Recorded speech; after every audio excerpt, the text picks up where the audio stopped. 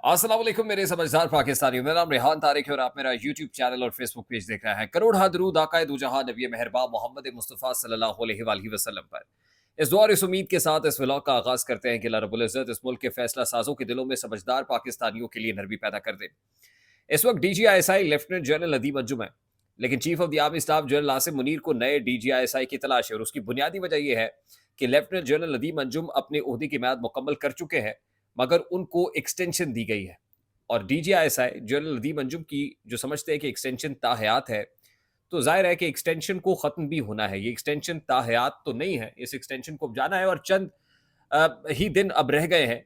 हमारे ज़राए ये कन्फर्म कर रहे हैं कि कुछ प्रमोशंस जो होनी है, उसमें एक तो डीजीआईएसपीआर की प्रमोशन है, कुछ और लोग ऐसे मेजर जनरल अहमद शरीफ जो इस वक्त डीजीआईएसपीआर हैं, और कुछ और ऑफिसर्स ऐसे हैं जिन्होंने मेजर जनरल के ओहदे से लेफ्टिनेंट जनरल के ओहदे पर तरक्की पानी है और डीजीआईएसआई जनरल नदीम अंजुम की जगह पर नया डीजीआईएसआई आना है। अब नए डीजीआईएसआई की तलाश में जो प्री क्वालिफिकेशन या प्री रेक्विजिट्स हैं वो क्या होंगे, chief of the army staff general Nasim Munir कैसा नया डीजीआईएसआई लगाना चाहते हैं।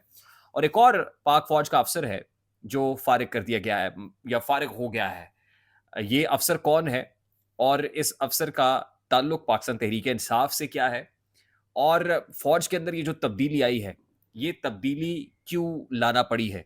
ये बड़ा अहम मामला है। इस मामले को आज डिटेल के साथ आज इस व्लॉग में टेकअप करेंगे, लेकिन उससे पहले एक अहम मामला तो और भी है कि वज़ीर आज़म शहबाज शरीफ दौरा सऊदी अरेबिया पे है। बैक जुम्बिश कलम, यानी वो जाने से पहले एक नोटिफ़िकेशन लिख रख गए थे। उसमें उन्होंने वज़ीर ख़ारजा जनाब इसहाक़ डार साहब को मुल्क का deputy prime minister till further orders मुल्क का डिप्टी प्राइम मिनिस्टर लगा दिया है। जब ये डिप्टी प्राइम मिनिस्टर का नोटिफिकेशन मेरी आंखों के सामने से गुजरा, तो मुझे मुशर्रफ दौर याद आ गया कि जिस वक्त मुशर्रफ दौर में चौधरी परवेज इलाही साहब को डिप्टी प्राइम मिनिस्टर लगाया गया था और डिप्टी प्राइम मिनिस्टर लगा के एक प्रोटोकॉल दे दिया गया था, और किसी के मतलब, और ये भी first time in the history हुआ था कि डिप्टी प्राइम मिनिस्टर का ओहदा क्रिएट किया गया था। और अब फॉलो सूट्स वाली बात है कि जैसे मुशर्रफ के दौर में, एक डिक्टेटर के दौर में डिप्टी प्राइम मिनिस्टर का ओहदा क्रिएट किया गया था और उससे एक पॉलिटिकल पार्टी को खुश किया गया था, यानी मुस्लिम लीग काफ को, बिल्कुल उसी तरह से अब एक डिप्टी प्राइम मिनिस्टर का ओहदा क्रिएट करके किसी को खुश किया गया है। हालिया दिनों में हमने सुहेल वड़ाइच साहब का कॉलम देखा। सबसे पहले तो मैं आपको ये बता दूं कि इसहाक डार साहब हमेशा ही से ज़्यादा कमेटियों की चेयरमैनशिप, यानी स्टैंडिंग कमेटीज़ हों, ज़्यादा स्टैंडिंग कमेटीज़ हों, तमाम कमेटीज़ उनके पास हों। हत्ता कि दाता साहब के जो लंगर का इंतज़ाम है, उसकी सरबराही भी उनके पास हो, इमाम बरी के लंगर खाने की सरबराही भी उनके पास हो। हमेशा से उनकी कोशिश, फिर अब हमने हाल ही में देखा कि वज़ीर आज़म साहब ने उनको कैसे ईसीसी में और सीसीआई के अंदर डाला। तो इसहाक डार साहब की राल तो हमेशा टपकती रही है कि ज़्यादा से ज़्यादा ओहदे वो समेटें, और इसहाक डार को नवाज शरीफ का नुमाइंदा समझा जाता है।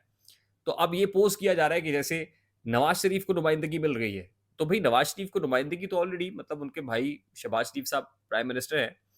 यहाँ पे किसको सैटिस्फाई किया गया है, ये जानना बहुत ज़रूरी है। देखिए, हालिया दिनों में सुहेल वड़ाइच साहब का कॉलम तो आपने पढ़ा होगा, और उस कॉलम के ऊपर अंदर दबे अल्फाज में इंतहाई महारत के साथ, बड़ी सूरत के साथ जो है उसके अंदर कुछ चीज़ें मेंशन कर दी गई थी। उसमें ख़ास तौर पे chief of the army staff general Nasim Munir के 2 वफ़ादार साथियों का ज़िक्र किया गया था। एक DG ISI lieutenant general Nadeem Anjum है और दूसरे DGC major general Faisal Naseer, और ये भी बताया गया था कि दोनों बड़े इंपॉर्टेंट हैं, की प्लेयर्स हैं, लेकिन दोनों ही मुख्तलिफुल ख़याल हैं या मुख्तलिफुल नज़रियात हैं। देखिए, एक कि हाँ, ये नज़रिया पाया जाता है कि पाकिस्तान मुस्लिम लीग नून पर जो है वो एतबार करना चाहिए, और पाकिस्तान मुस्लिम लीग नून को एतबार करने के बाद गो हैड या फ्री हैंड देना चाहिए, इनको काम करने दिया जाना चाहिए।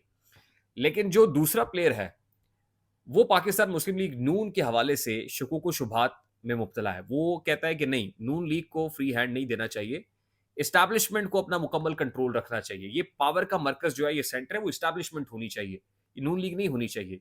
यही वजह है कि 8 फरवरी से अगले रोज़ एक बड़ी इंपॉर्टेंट मीटिंग हुई थी और उसमें सारे लोग आके सेम पेज पे बैठे थे, और उसमें फिर एक पर्टिकुलर साथी, ख़ास तौर पे chief of the army staff general Asim Munir का, यानी मेजर जनरल फैसल नसीर, उसने इस मेस के अंदर से निकालने के लिए एक फार्मूला पेश किया था। अब एक फरीक जो ये समझता है कि पाकिस्तान मुस्लिम लीग नून को मजीद स्पेस मिलनी चाहिए, मजीद खेलने का मौका मिलना चाहिए, उसकी फरमाइश के ऊपर आप यूँ समझ लीजिए या उसके कहने पर इसहाक डार साहब को, और ये वही है जिसने इसहाक डार को बतौर प्राइम मिनिस्टर पोस्ट किया था। और मैं आपको ये बता दूं कि अंडर डिस्कशन ये भी था कि नवाज शरीफ प्राइम मिनिस्टर नहीं होंगे, शहबाज शरीफ भी प्राइम मिनिस्टर नहीं होंगे, इसहाक डार को प्राइम मिनिस्टर लगा दिया जाएगा। हता कि ये बात भी जेर गौर रही कि केयर टेकर प्राइम मिनिस्टर के लिए इसहाक डार को केयर टेकर प्राइम मिनिस्टर, देखिए अनवारुल हक काकड़ का नाम तो जैसे तैसे भी आ गया और उसके ऊपर तमाम तर स्टेक होल्डर्स ने कंसेंसस डेवलप कर लिया, लेकिन उससे पहले इसहाक डार का नाम प्रपोज किया जा रहा था केयर टेकर प्राइम मिनिस्टर के लिए।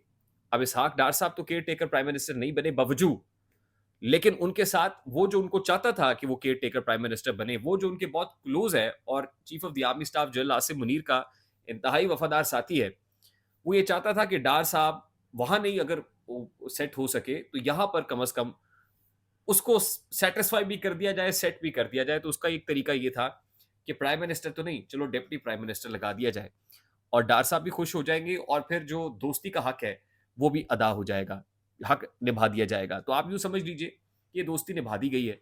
अब एक ऐसी हुकूमत जो बज़ाहिर बेइख्तियार हुकूमत है, जहां पर बावजूद इसके कि वो साथी कहता है कि नून लीग को गोएट दे दिया जाए, फुल कंट्रोल दिया जाए, लेकिन जो इंचार्ज है, जो बॉस है, वो तमाम तर कंट्रोल देने को तैयार नहीं है, क्योंकि जो दूसरा साथी है, वो भी ये कहता है, उसके काउंटर में आर्गुमेंट देता है कि नहीं ऐसा नहीं होना चाहिए, बल्कि पावर अपने हाथ में रखनी चाहिए। तो खैर, अब आप यूँ समझ लीजिए कि उसी तरह जैसे मुशर्रफ दौर के अंदर चौधरी परवेज़ इलाही साहब को डिप्टी प्राइम मिनिस्टर लगाया गया था, तो उसी तरह से अब इस एस्टैब्लिशमेंट के दौर में यहाँ पर इसहाक डार साहब को डिप्टी प्राइम मिनिस्टर लगा दिया गया है। ये सिर्फ शो पीस है, इससे ज़्यादा कुछ भी नहीं है। ये किसी की आँख को तस्कीन पहुँच जाएगी, दैट्स इट। मैं ये लफ्ज़ इस्तेमाल नहीं करना चाह रहा था, लेकिन बस यहाँ तक आप समझ लीजिए, थोड़े को ज़्यादा समझिए। दूसरी इंपॉर्टेंट चीज़ ये है कि एक और विकेट है ऐसी जो पीपल्स पार्टी में शामिल हो गई है। परवेज़ खटक साहब, परवेज़ खटक वो चला हुआ कारतूस है जिसने पाकिस्तान तहरीक-ए-इंसाफ को छोड़ा तो कहीं का भी नहीं रहा। जो नौशेरा से और केपी को क्लीन स्वीप करने की बात कर रहा था, वो किस तरह बुरी तरीके से फ्लॉप हो गया, मुँह के बल औंधे बल गिरा और उसने अपनी पार्टी बनाई थी, वो पार्टी भी छोड़-छाड़ के पैकअप करके फ़ारिग हो गया। अब सुनने में ये आ रहा है कि, और ख़ास तौर पे सेनेटर ज़ाहिद ख़ान साहब ने इस बात का इंकशाफ किया है कि परवेज़ खटक पीपल्स पार्टी को जॉइन कर रहे हैं और पीपल्स पार्टी से यकीन दहानी मांगी जा रही है कि केपी में कहीं न कहीं जो है कोई कोई आप समझ लीजिए कि गवर्नरशिप वाला मामला जो है, गवर्नरशिप के लिए परवेज़ खटक कोशिश कर रहे हैं। अब किस हद तक कामयाब होते हैं ये तो यकीनन वक़्त ही बताएगा, लेकिन खबर ज़रूर मौजूद है कि Parvez Khattak is going to join Pakistan Peoples Party. Parvez Khattak जो है वो पीपल्स पार्टी किस हिस्सा पहले भी रहे हैं और अब पीपल्स पार्टी में दोबारा जॉइन इन करने के लिए कोशिश भी कर रहे हैं। एक खबर और आई है कि पाक फौज के वो अफसर जिनका नाम ब्रिगेडियर रिटायर्ड फैसल मरवत है, जो रिटायर्ड फौजी अफसर हैं, लेकिन रिटायरमेंट के बाद उनको जो है कॉन्ट्रैक्ट के ऊपर आईएसआई के अंदर भर्ती किया था और केपी में वो जो है अपनी ड्यूटीज सरअंजाम दे रहे थे, उनको कहीं फारिग कर दिया गया है या सैक कर दिया गया है, या उनकी खदमात जो है अब वो वापस ले ली गई हैं। तो ये वही अफसर हैं जिन्होंने पाकिस्तान तहरीक इंसाफ में 2 लोगों को जो है कि उनके 2 लोगों को एस्टैब्लिशमेंट के साथ भी मुतारिफ कराया, और यूँ समझ लीजिए कि वो जो पिक किया और जिस पे हाथ रखते हैं, उसके साथ जो है वो एक राय मौजूद है, ये खबर मौजूद है, एक तासुर मौजूद है कि शेर Afzal Marwat is one of them. अब अगर ऐसा है कि ब्रिगेडियर रिटायर्ड फैसल मरवत साहब is no more part of ISI, तो फिर शेर अफ़ज़ल मरवत के ऊपर से क्या समझा जाए कि हाथ उठ गया है, या वो एक कनेक्शन जो मौजूद था एस्टैब्लिशमेंट और इमरान खान के यहाँ या पीटीआई के यहाँ, क्या वो इस कनेक्शन वीकन हुआ है? और क्या ये उसी सिलसिले की एक कड़ी है जो भल-सफ़ाई इस वक़्त पाक फ़ौज के अंदर जारी है, जिसको chief of the army staff general Asim Munir कर रहे हैं? ये देखना होगा। आई होप मेरी बात आप तक पहुँची होगी। अगर पहुँच जाए तो वीडियो को लाइक और शेयर करना मत भूलिएगा। चैनल पे नए हैं तो चैनल को सब्सक्राइब कर दीजिएगा। बेल आइकन ज़रूर दबाइएगा। मुझे रेहान तारिक को इजाज़त दीजिए। अपना बहुत सारा ख़्याल रखिएगा। अस्सलाम वालेकुम।